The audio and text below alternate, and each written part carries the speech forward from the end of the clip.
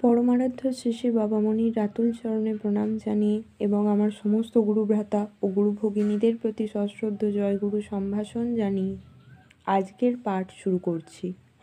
ওম অখণ্ড সংহিতা বা অখণ্ড মণ্ডলেশ্বর শ্রী শ্রী স্বামী স্বরূপানন্দ পরমহংসদেবের উপদেশবাণী বিংশ খণ্ড। স্বরূপানন্দ পাঠচক্র।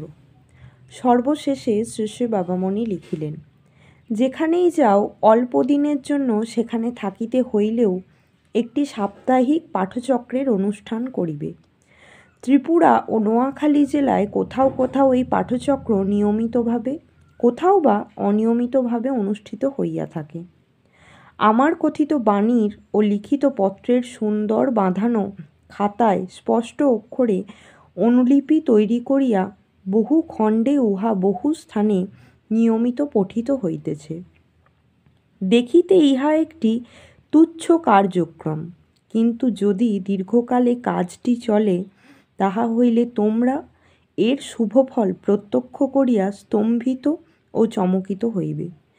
সত্য চিন্তার মৃত্যু নাই, সত্য ইচ্ছায় পরাজয় নাই। ছোট্ট এই কাজটিতে নিষ্ঠার সহিত লাগিয়া থাকার মহিমায় তোমরা একদা ভারতের চিন্তা জগতে এমন আলোড়ন আনিতে পারিবে যাহা আজ অকল্পনীয় মনে হয়।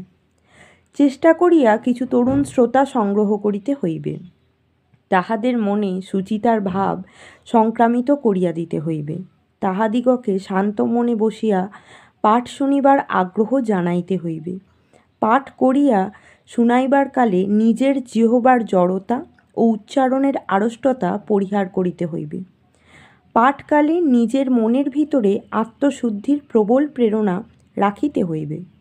কাজ অতি সামান্য, অর্ধ ঘণ্টা কালেই অনুষ্ঠান সমাপ্ত হইতে পারে, কিন্তু লাগিয়া থাকিতে পারিলে ইহার ফল অতীব প্রকাণ্ড এবং প্রভাব সুদূর প্রসারী হইবে। জয় গুরু।